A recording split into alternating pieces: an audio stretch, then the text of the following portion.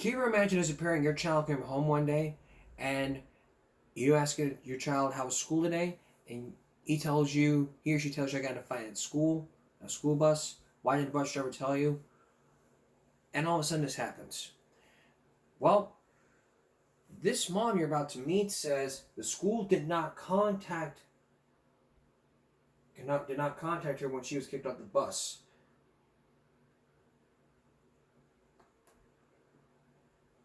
She said, I couldn't believe he'd just been left by the bus without any sort of parental notification. Just take a look at the story. In Iowa, sixth grader was kicked off the school bus after getting into a fight on the bus while on the way home from school. Only the boy's mom says she was never informed. Couldn't believe that he had just been left by the bus without any sort of, parental notification. She says she was 30 minutes away when her son eventually called her to pick him up. Nicole Kurth says her son Trace was suspended for getting into the fight on the bus. It's terrifying. It's terrifying, and I think for not just me personally that it happened to me, because I'm really thankful that nothing bad happened, and that it all turned out okay. In a statement to the TV station KCCI, the district said it has protocols in place for when a student or students need to be removed from a school bus. The driver is to return to the nearest district attendance center for the students to be removed. This protocol was followed by the bus driver. But Nicole doesn't think that's enough. I think it's important that all districts have some sort of policy in place, that all the bus drivers are very aware of the protocols that they should be taking when there's a disciplinary situation on board the bus. This is Inside Edition Digital. And here's some common sense.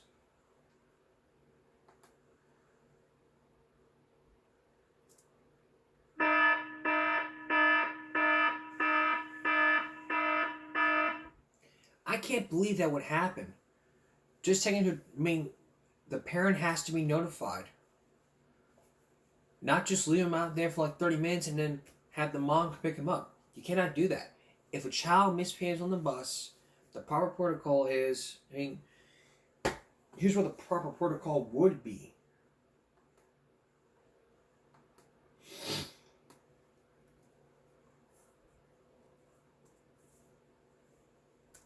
There was like one video to where a bus driver threatened to have him walk if he didn't listen.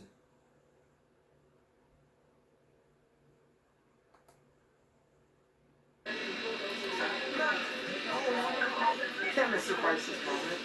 Oh my God! Wait! You don't sit, you don't move. You sit on the seat. Oh my God! Now, you're not on the seat. You got your feet on the seat.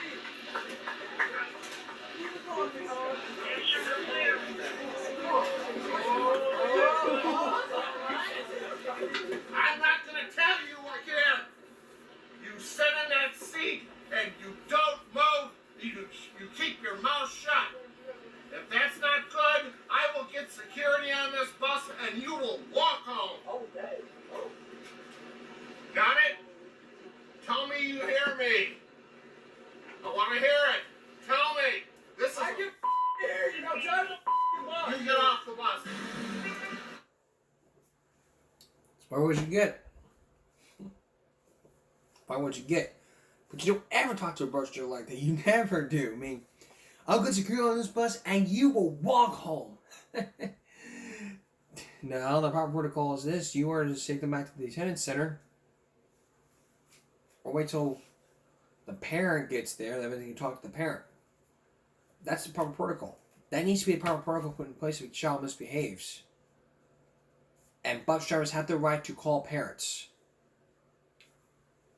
Now we've done issues about bus drivers who've lost their tantrums. But this one would take something like this would take the cake. Let's take a look at this video again with some common sense. Guys, you don't understand trying to drive this bus, guys. You don't understand trying to drive this bus and all that little congestion right there on these roadways are incredibly stressful and dangerous. You guys are so obnoxious. Not all of you, but you know who you are. You're so obnoxious and distracting to me, it's going to cause an accident. So listen, starting on Monday, when we come back from fall break, these 6 rows will be dispersed throughout this bus. And the ones that are really the troublemakers back here that are creating all the chaos, and you know who you are, because I'm looking right at you, you're going to be sitting in the very front seat where Mason's sitting right now for the rest of the year. Not 3 days or 4 days. I've said this every day since school has started. We're like 8 weeks, 9 weeks into the school year. It's ridiculous. Hey, you know what? The immaturity is shining, Matthew.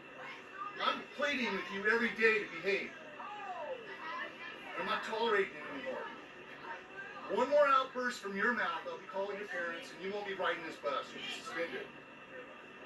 Just like yesterday. I don't know who took her glasses off, but a few days before that, one of you guys took a phone from her, and that person was suspended from riding the bus. I'm not fooling around with you guys. I'm going to start calling parents, and I'm going to start writing you up, and I'm going to get you suspended off this bus. And after 3 suspensions, you're off this bus permanently for the year. Your mamas can take you to school. I don't care. It's too distracting and too dangerous. I've never had a group behave so disrespectful. Yeah, go ahead and roll your eyes, Mia. You're one of the ones that are very disrespectful when somebody's talking to you. I'm sure your parents appreciate that. Now that was the right protocol. The right protocol is this: if a child misbehaves, the bus driver has the right to write them up. 3 suspensions, shut the bus for the rest of the year. Alright, pool entrapments. Coming up, some kids were playing in a pool, and the drain was clogged up and caught the person. All Diaz will explain. Please stay with us. Now an important timely story for families who like to spend time in the pool, and last summer millions of people were doing that this time of year. But there's a risk at the bottom of the pool for some pools and spas, and that's very, very important for you to know about. So tonight, we're going to tell you about what the hidden danger is, what you need to know the next time you're going into that pool. People like an unsuspecting teenager you're about to meet begins this story. But she wasn't the first one at the suction of the pool. But let's hope she's the last one to know. Here's Alan Diaz. The irony is this after-prom party for the junior class of Lakewood High in New Jersey was intended to be a safe haven. No drugs, no drinking, just a day of good times at a local health club. It was just basically having fun that day. John Soto was one of the 300 students at the party. So was his good friend, Tanya Nickens. In this home video, you see her getting out of the pool, heading toward the hot tub, having no idea of the danger that awaited her at the bottom. When she went under, she tugged on someone, and it was very lightly, so they thought that she was playing at first.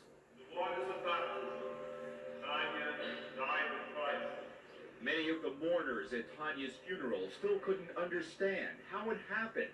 How did a healthy 16-year-old girl drown in a hot tub filled with people?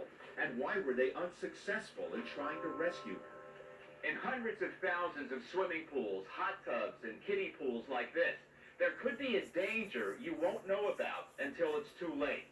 You or your child may be sitting in the water at a community or hotel waiting pool near the drain, unaware that the drain's cover may be cracked, loose, even missing.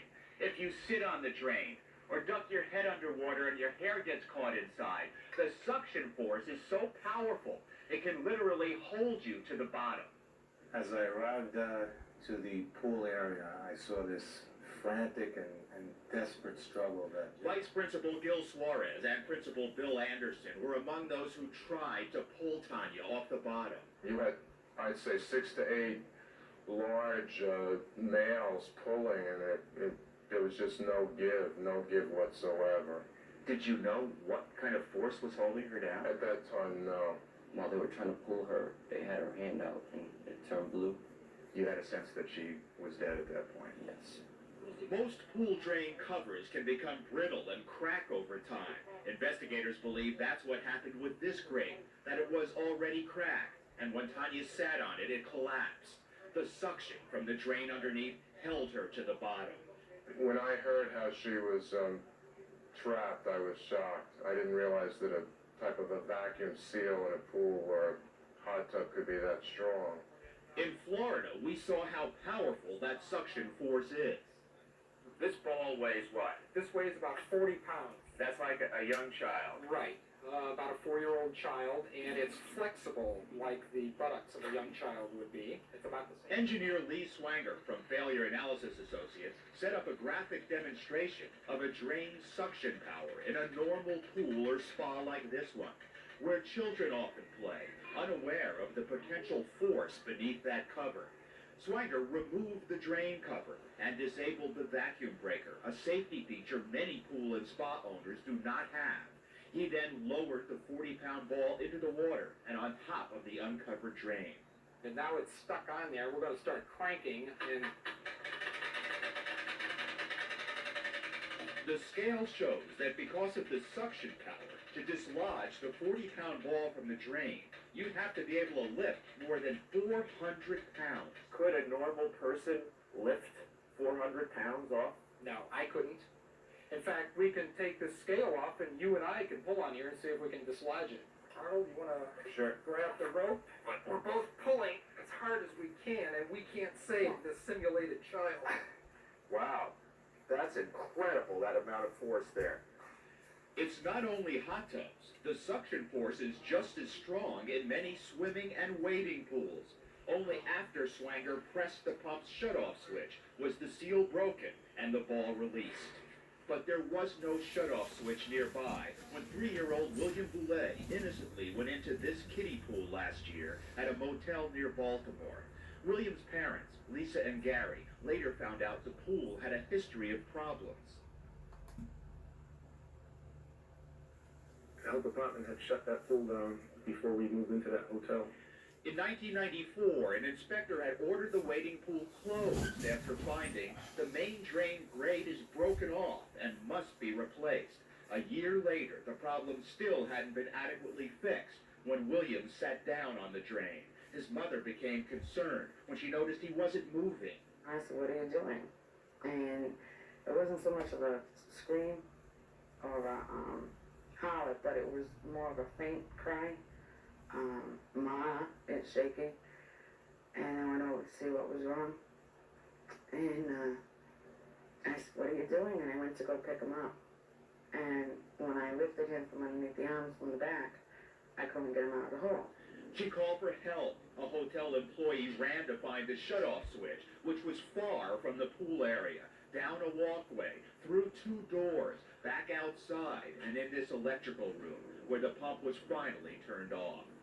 He popped up out of the hole, and I hollered, "He's free." When next thing I know, there was blood all over the pool. Intestines. The suction from the pool drain had literally pulled most of William's intestines out of his body through his anus. His parents rushed him to Johns Hopkins Children's Center, where doctors told them intestines cannot be repaired or reattached once they're outside the body. They've done wonders with him. They've saved his life. But I also have to look at reality that I could lose my son at any time. He's barely got any insides left. A year and 6 operations later, William is hooked up to liquid feeding tubes 24 hours a day. Summer's here. I have 3 children that still want to go swimming. But I'm terrified. I will not let them in that pool until I double check and triple check. But most parents don't know to check the drain covers before they or their kids go into the pool or hot tub. Most have never heard about the potential dangers of improperly covered drains. We have a lot of pools out there that are bombs, that are ticking bombs. Aquatic expert Tom Ebro has investigated a number of drain entrapments. He believes there have been many more than the 65 to 75 reported cases since 1978. In those drowning situations, in those disembowelment and serious injuries cases, those are reported, of course. But I think there's far too many very close accidents that could have been fatal. That don't go reported. That don't go reported. Still, David Carmel of the National Spa and Pool Institute says drain entrapment is a very rare accident. And certainly the accidents that happen are tragic, and they're very tragic because they could be prevented by simple compliance with our standards.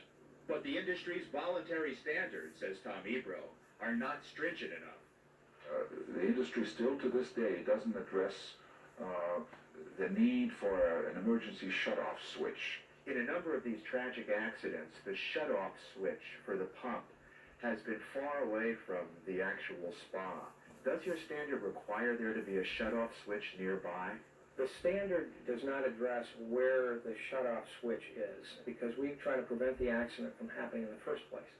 But while the industry recommends all hot tubs have more than one drain outlet for each pump, there's no such recommendation for swimming and wading pools.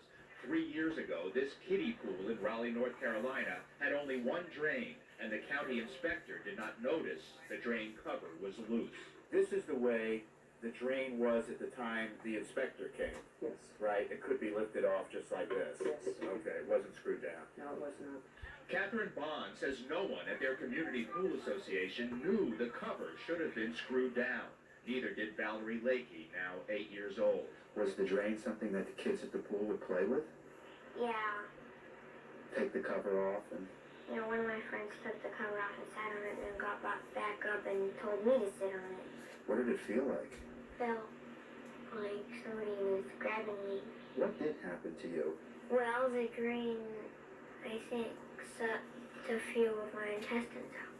Valerie lost more than 50% of her intestines, and while her parents say she's recently been able to resume a relatively normal life during the day, at night the seriousness of her medical condition is apparent. I did it. We feel strongly that it never should have happened.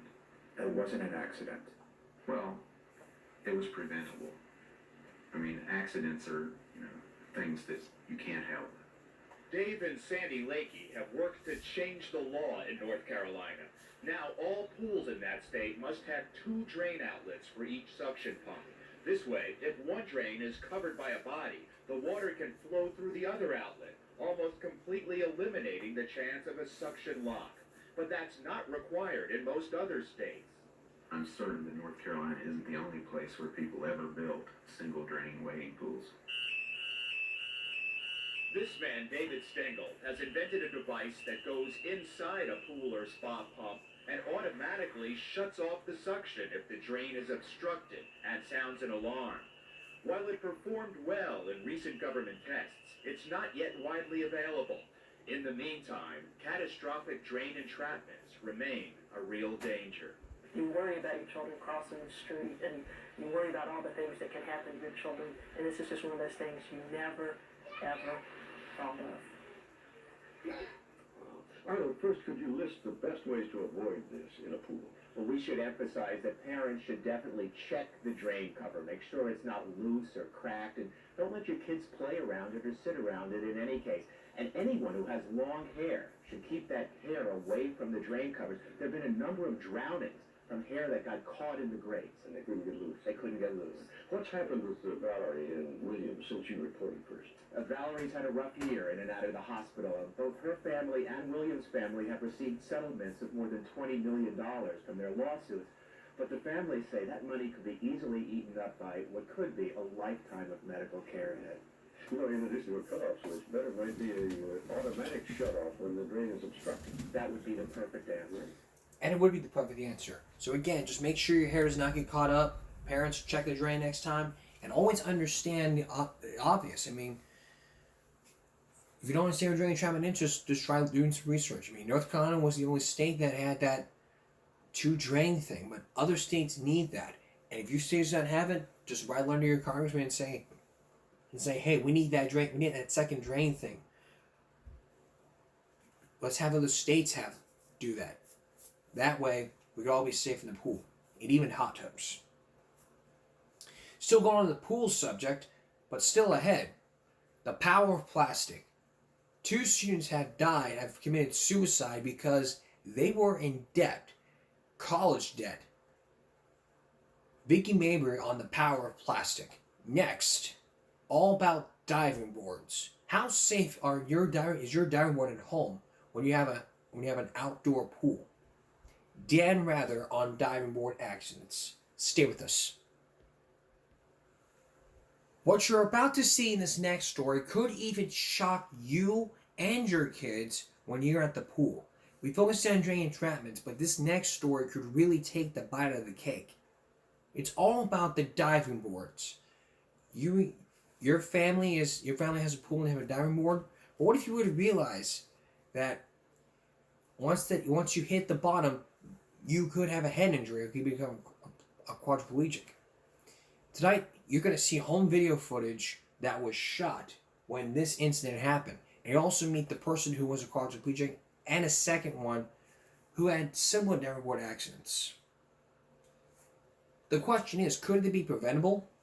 And if so, what do consumers need to know about these diving boards? Are they safe or unsafe? Here's Dan Rather. This is a... Sorry. Here's Dan Rather. This is a home video of a tragic accident. In the upper left-hand corner, you will see 20-year-old David Clark dive into this pool in Louisiana. What you cannot see is that he has just broken his neck. Nearby are his new bride and some friends, all unaware that Clark is helpless. They all think he's fooling around. He is drowning. There are 7 million backyard pools in the United States, many like this one, the smallest that allow diving boards. They're called hopper bottoms, deepest under the board, and then rising to the shallow end, a transition wall where divers like Clark can get their heads. It's now been a minute and a half, and the people have finally realized that David Clark is not joking.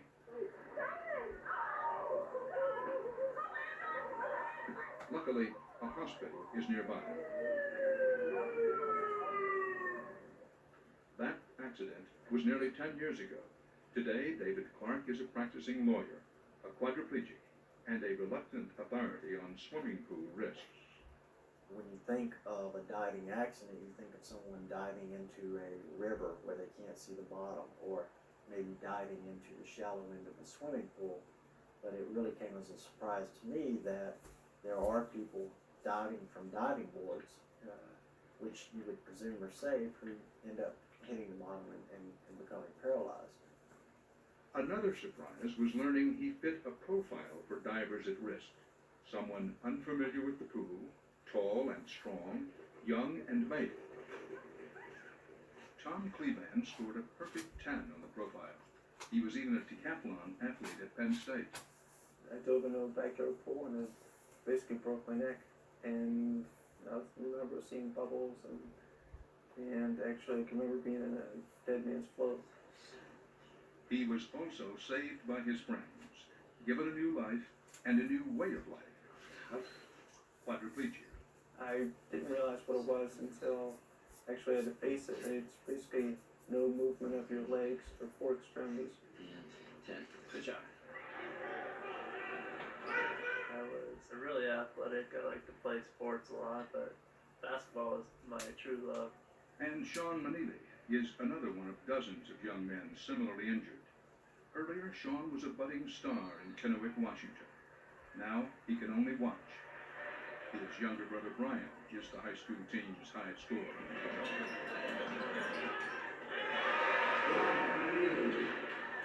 I kind of compare myself to his brother, like, how much better is he than me, or, you know, how would we have been the same, and when I see my friends play, just, you know, I played with them once, I want to play with them again.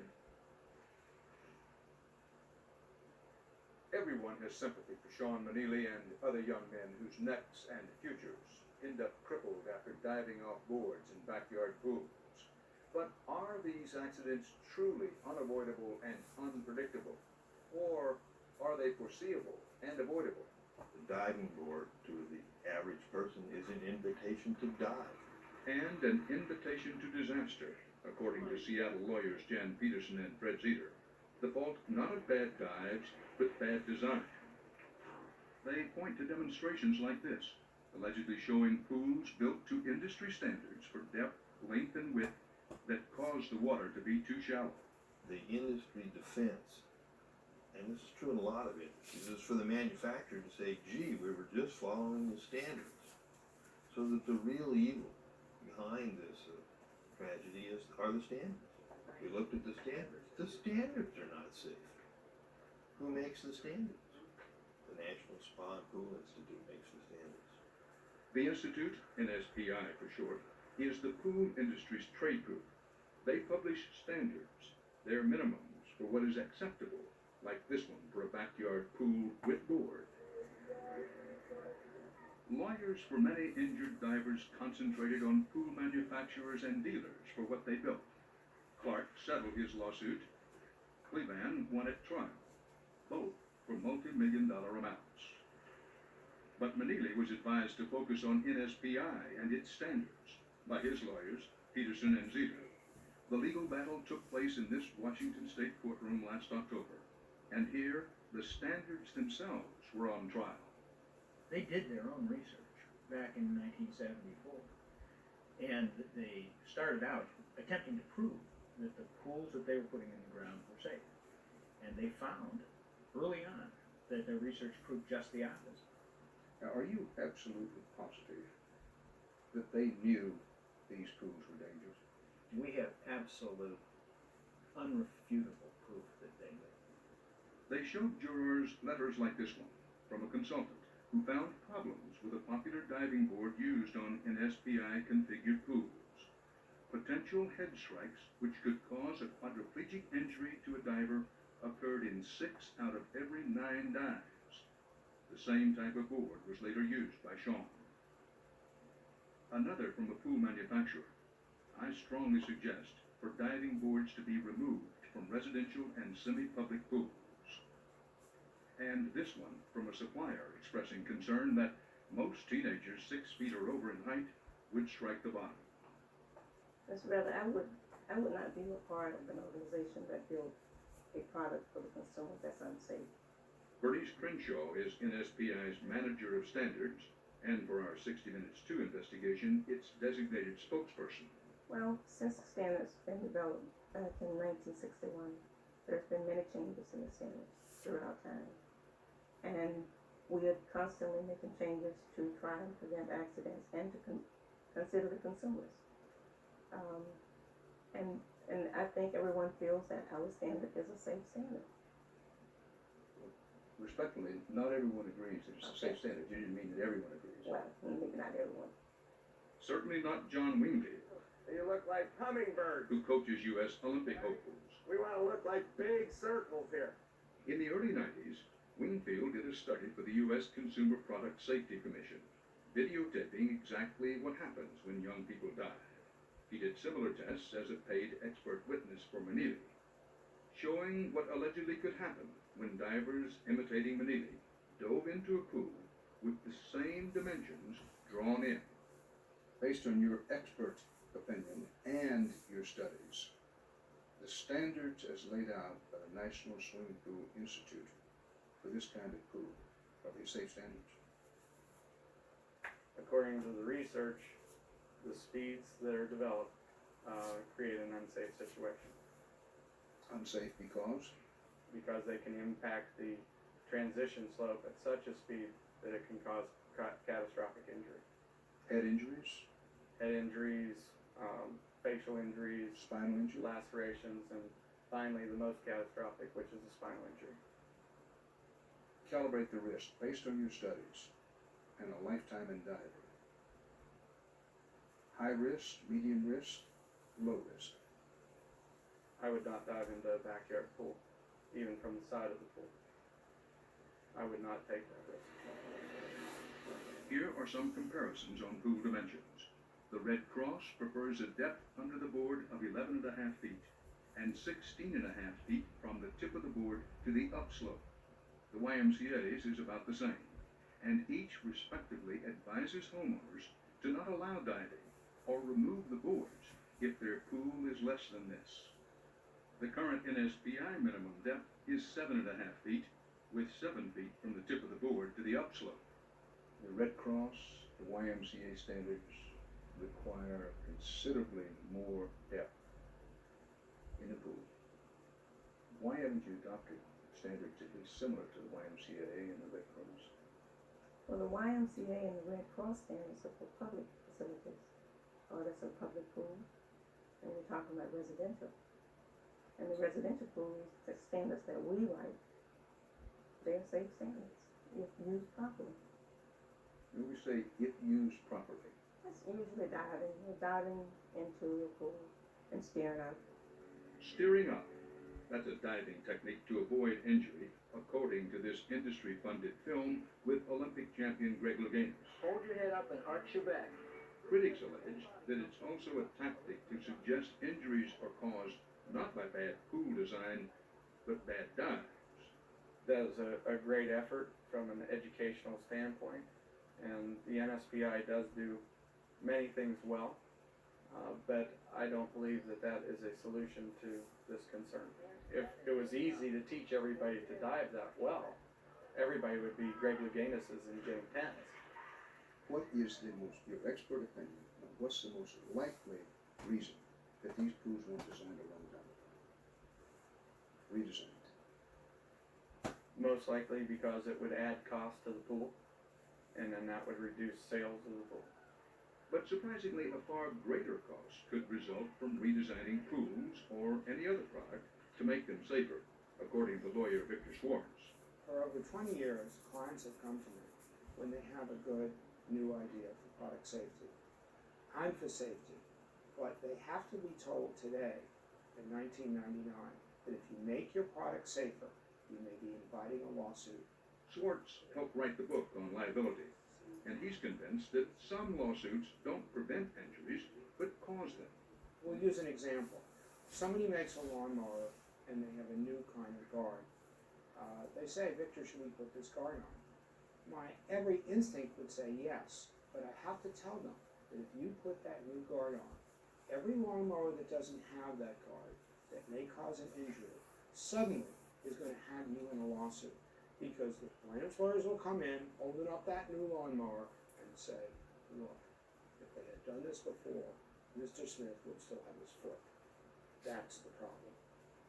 But NSPI is one group that has not shrunk from changing its standards despite the legal risks. 1961 standard, 72 standard, 74 standard, 87 standard. The problem, according to Manili's lawyers, is that the changes were not enough. But where it matters, it doesn't change.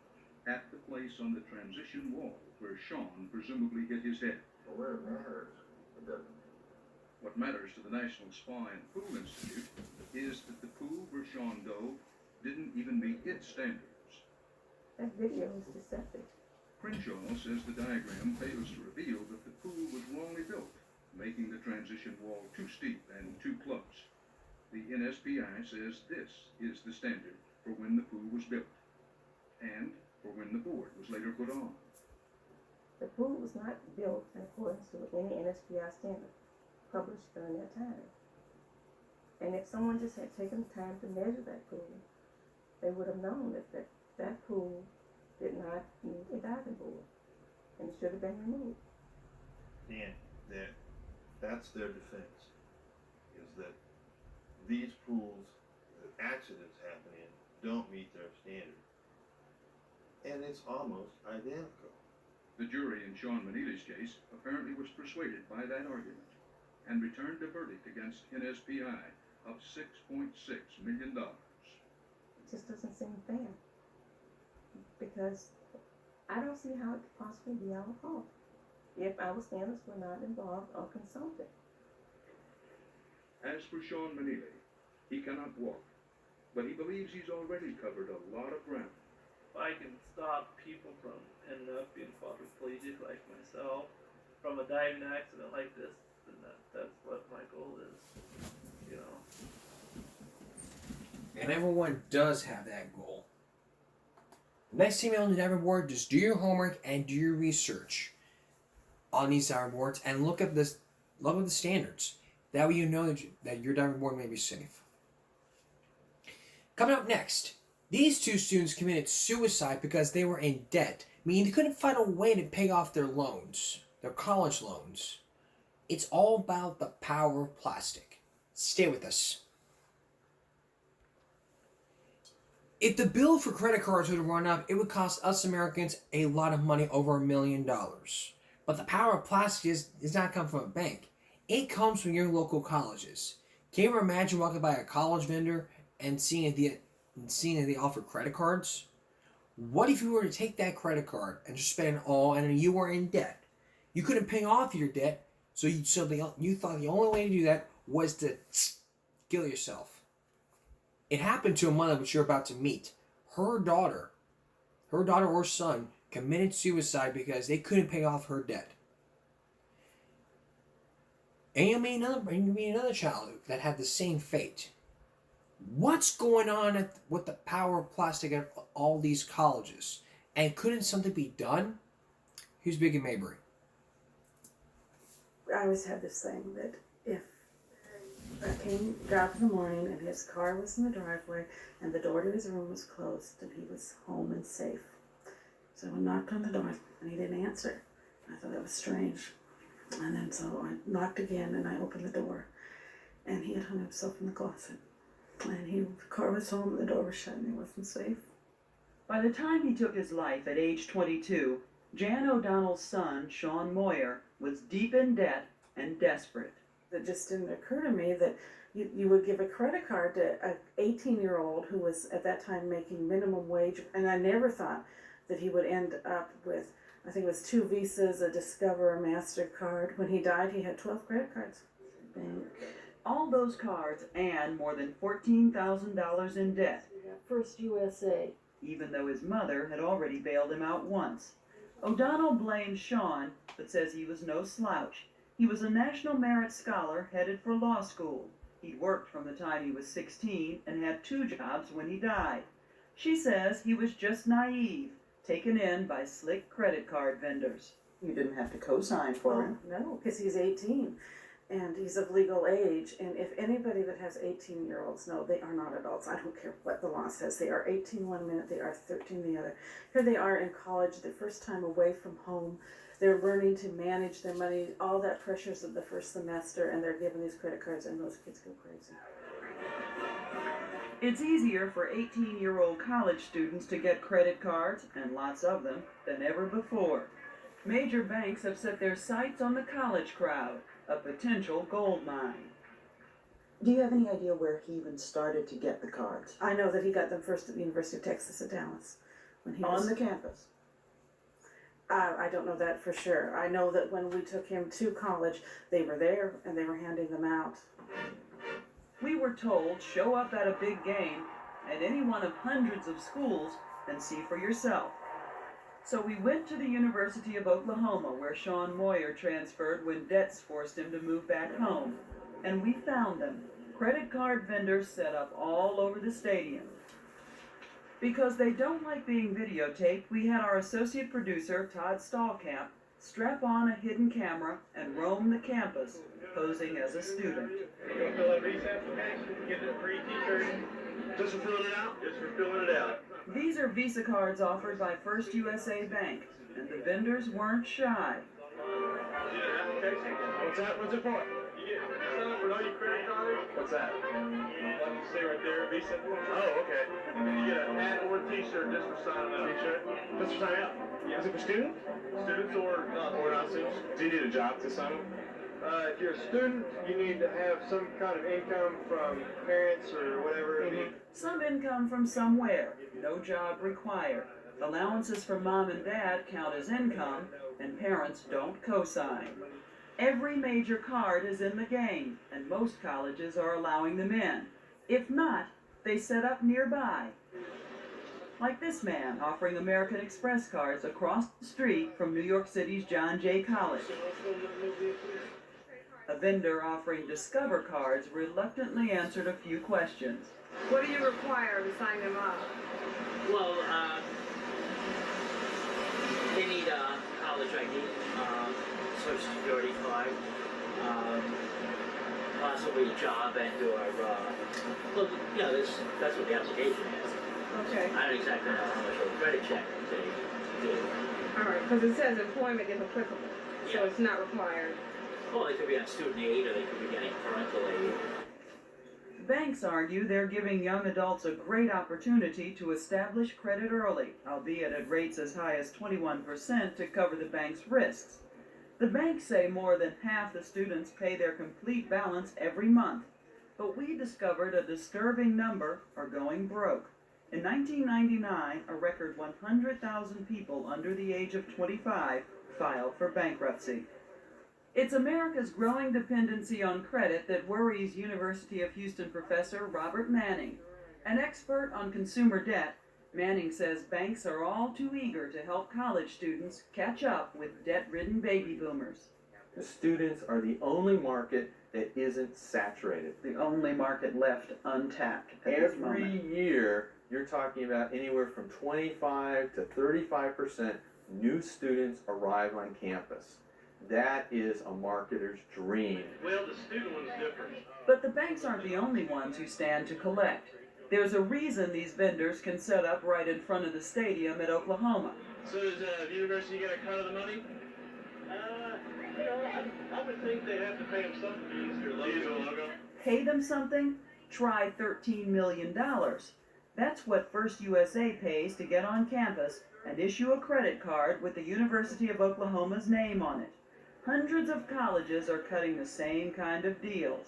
We obtained a copy of the 10-year contract between First USA and OU, which gives First USA the exclusive right to market its MasterCard and/or Visa to the university's alumni, employees, and students. For that, First USA guarantees the university a minimum payment of $13 million, and potentially millions more. The university also gets 0.4% of every purchase students charge to those cards. This is where the university has crossed the line by accepting millions of dollars of royalties, and essentially the more their students are in debt and alumni are in debt, the more money that they're ultimately going to be able to get in future contracts. OU President Dr. David Boren, who signed the contract with First USA, refused to talk to us, and so did the bank. Instead, the university sent us a letter outlining the finance seminars it offers and pointing out that its students are 18 and are citizens with the right to vote, none of which matters to an outraged Jan O'Donnell. Well, why don't we open bars in a whorehouse too? I mean, it doesn't make any difference to me. It's wrong. It's wrong to give people credit that they can't handle. There are other ways to get funds. The University of Oklahoma is not alone. First USA has similar contracts with several hundred colleges, as does its rival, MBNA. But it's not necessary to have a contract to get on campus. Credit card vendors like Julianne Peterson pay schools a few $100s a day to set up tables and sign up students. Many of the schools are very anxious to have us there. They actually will call us up and ask why we haven't been there for a time. And Why are this? Profit. It's money. To Peterson, students in debt have only themselves to blame and maybe their parents. Many students are getting in over their head. I believe that. And I believe it's because of their irresponsible behavior. Who's being really irresponsible here? You're offering them gifts, t-shirts, phone cards, baseball caps, things that lure these kids in, and you're giving them easy money. You hit the nail right on the head. That is the whole belief system that they're brought up with, that it's easy money. Credit card is not free money. But making sure students take the bait has turned into a science. Manuals, do you remember this? Yes, I do. Mm-hmm. We showed Peterson an industry training manual that makes it clear her job is to get kids to take the cards. Typical questions and answers. What's the catch? There is no catch. Come on, there's a catch with every credit card. Well, you would hope so. The student says, I'm afraid I may go into debt. The solicitor is supposed to say, now is the perfect time to learn how to manage credit. And that can be very true. There is no minimum income requirement as a college student. And I believe that's to be true. And from my understanding, there is no minimum income requirement. This is how they you can make no money. Right. Many students say they make no money, but their parents give them $200 a week. They have a car that's paid for with gas in it. They go to the university that's paid for. They have books. They have great haircuts and really nice jackets and beepers and cell phones and jewelry and really cool shoes, but they have no money. And that proves my point that for some reason, these kids have no responsibility and no concept of money, that things cost money.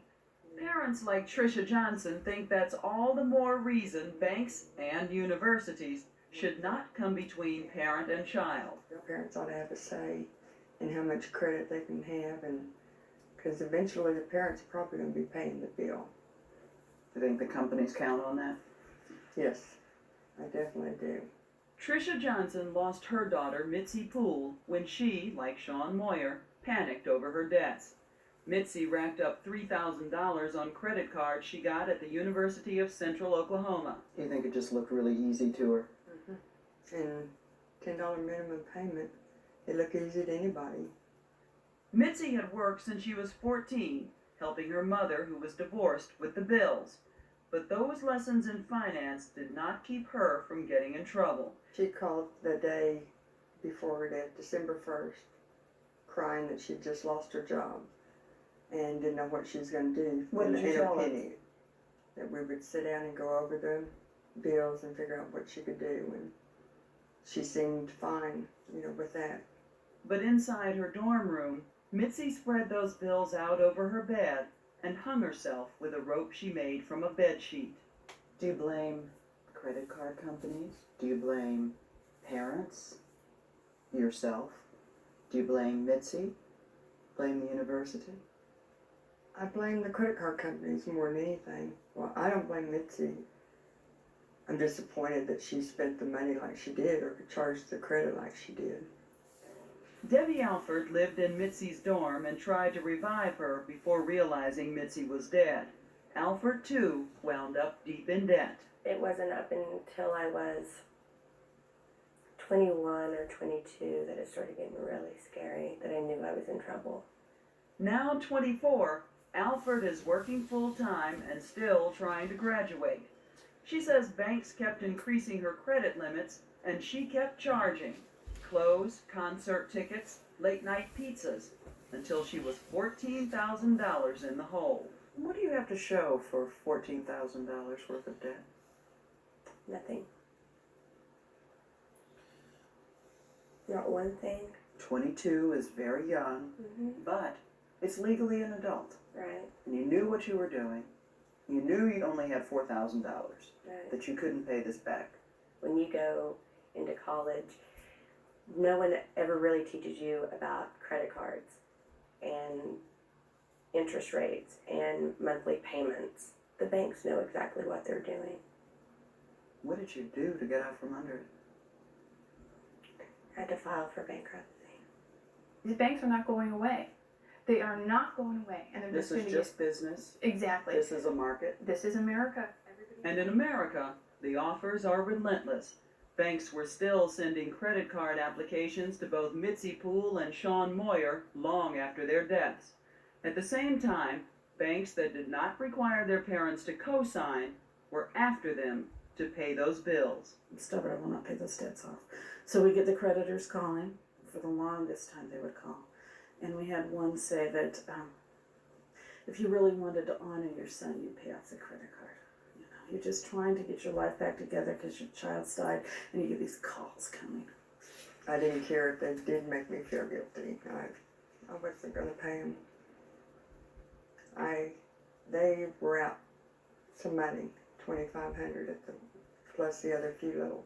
I was out $1. So who did we blame? Who do we really blame? Do we really blame the credit card companies? Do we blame colleges? Or do we blame the children, the kids? I ought to be blaming the colleges. It's two. Colleges for not teaching them squat about credit cards and financial interests, and banks who don't show up at colleges to teach them a damn thing.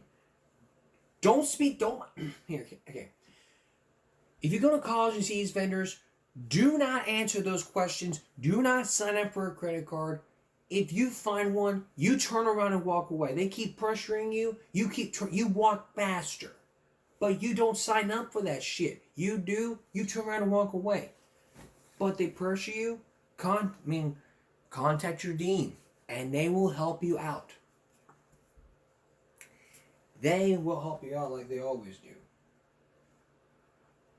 If you don't feel like it, then drop out.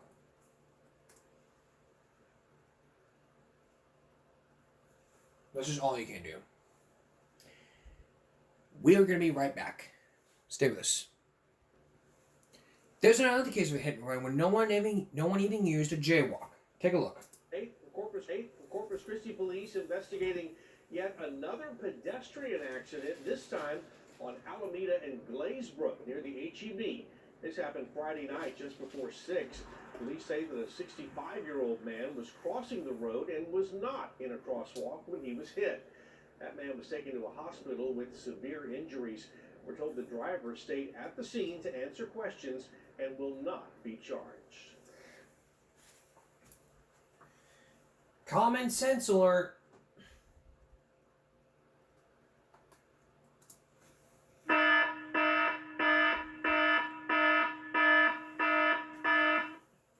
I said this every time.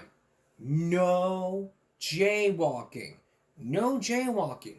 You cross from curb, you cross the curb, you cross the middle of the sidewalk, cross the middle of the street, that's jaywalking. You cross at the corner, then that's not jaywalking. But if you cross curb to curb, middle of the street, you're jaywalking. You may sit there and do whatever you want because you're a star quarterback. It doesn't mean squat. No jaywalking. Crosswalk. Use a crosswalk. You simply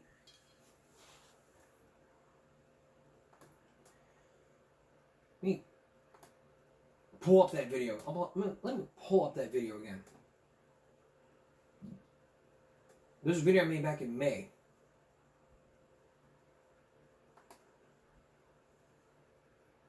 Now let me pull that up for y'all. There you go. Watch. Alright, here it is. The button's pushed. The light's green. There's the stop sign. There it is, that stop sign right there. Intersection of Waldron and SPID. And this is at the intersection of Waldron and SPID. So you press that button, when that light turns green and that walk sign is on, that gives you enough time to walk. In just a few minutes, it's going to turn red, and you will see the walk sign. I'm pointing this out to y'all because there needs to be common sense being raised here.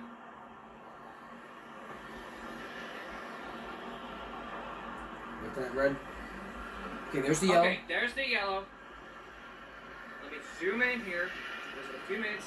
There it is. That walk sign. There's that walk sign right there. See my finger? There it is.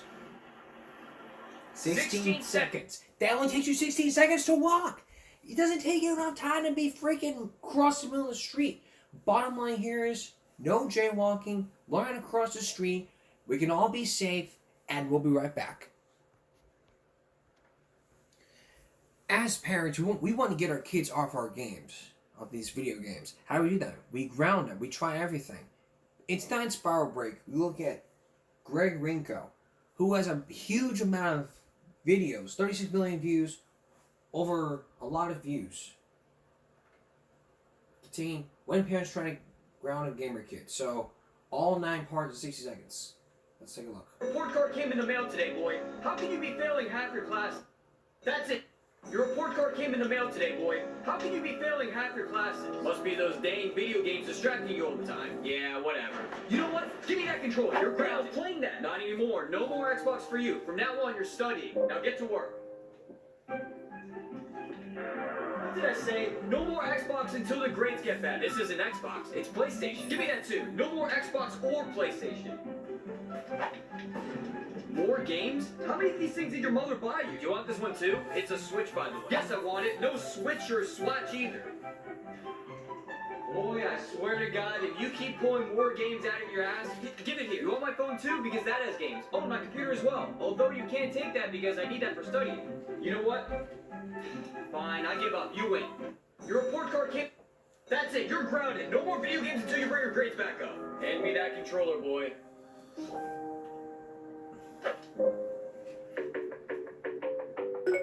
what's up? Hey, Greg, you want to play some games? I can try, but I'm grounded. I'll have to sneak my way to the other Xbox.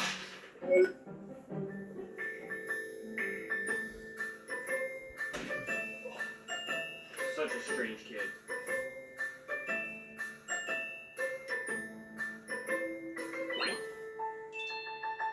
What the?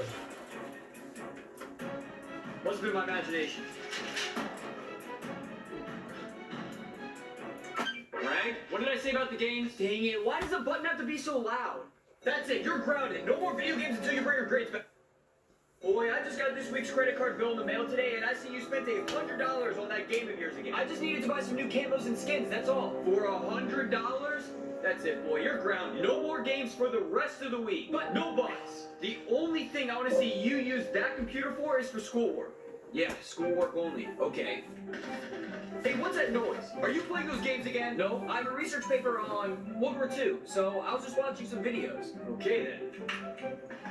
Let's go with triple kill. Triple what? What did you say? Triple drill. Because, you know, I'm drilling all of this information into my brain right now. Okay. That's it. You can't fool me, boy. I'm just gonna stand right here and watch you until you finish all of your homework. Okay, then. I hope you like standing around doing nothing for 4 hours, because that's how long it's gonna take me to finish this. Fine, you win. I don't care. Boy, I just got this week's credit. Greg, judging by your recent report card, it seems like those games are still distracting you from your schoolwork. Hey, I was playing that! Not anymore. You're grounded from playing any games until you get your grades back up. He doesn't know about the other consoles around the house, though. I'll find a way to keep playing. I'll take that. Like I said, no games for you. Dang it, now he's got my Switch and my Xbox. Oh wait, he hasn't taken my PS5 yet, though. There, this should be the last console left. Wait, where did he go? Do I hear more games? How many of these things does he have? Oh man, I forgot about his PC. How am I supposed to take away that whole thing from you? Well, I give up. Greg, judging by your recent... Greg, I just found this in the trash. It's that test you just took and you failed? Yeah, I failed. Who cares? That stuff's not important. What is important is me playing video games. That's it. Give me the controller. Hey, I was in the middle of a game. Not anymore. You were spending the rest of the weekend studying. There, that should do the trick. Wait, is he playing more games? Give me that controller too, boy. Alright. Don't tell me you have another one. Give it here. Man, where does this kid keep getting more controllers? Please tell me you're almost out of controllers. You are not even close. Fine, you win, but only if the viewer like and subscribe. Greg, you've been playing games all day. I think it's about time you took a break. Dang it, Dad, you made me lose. Just shut up, I don't want to take a break. What did you say to me? Give me that controller. Hey, I was in the middle of something. You're grounded. No more video games. I'll show him. He can't take away my video games from me. He's still playing, huh? Well, let's see what happens if I unplug the internet. No internet? You know, Dad, I don't need internet to play games. Well, he might not need internet, but he will need electricity. Great, you turned off all the power in the basement. There we go. Job well done. Good thing I tried just last night, huh? Alright, you win, but only if everyone watching like and subscribes. Your little brother came to me with the black eye and said you punched him in the face? Yeah, because he was bothering me while I was trying to play my video games. Greg, that's not okay. You know what? No more video games for the rest of the weekend. Oh, come on! I was in the middle of something! Yeah, you're in the middle of being grounded. I'll still find a way to play, you'll see. Come on, come on! Greg, are you playing video games while studying? Oh, no, you see, I'm just reading a book and watching TV. Well, this looks kind of fishy. No TV either, you get back to studying. That's fine, I'll just play a handheld device instead. What was that? Oh, nothing? See? Okay. You know what? I'm just gonna stand right here and watch you all day. Yeah, have fun with that. Alright, you win, but only... Greg, I found your report card in the garbage and you're failing math? Well, it's just too much work. I'd rather focus all my time on video games instead. Oh, not on my watch. Hey, wait, what are you doing? Taking your PlayStation away until you pull your grades up. Well, he didn't say anything about my Xbox. Well, I'll take that too. Oh, you've got more, huh? Give that here as well. Oh my gosh, another one? 2 more actually, but that's if you can carry both of them. Yes, give those here too. I can manage. Oh, and don't forget about my Switch and both of my PCs as well. Okay, I give up. You just have way too many consoles. But I will... Greg, I just got last one. You haven't done any of your chores yet. Screw chores. Beating this game is much more important. That's it. I'm taking your controller away. You'll not be getting this back anytime soon. I gotta find a way to steal that key, open the case, and get my controller back. Time to get to work. There's the key, but I've been distracted somehow. What the?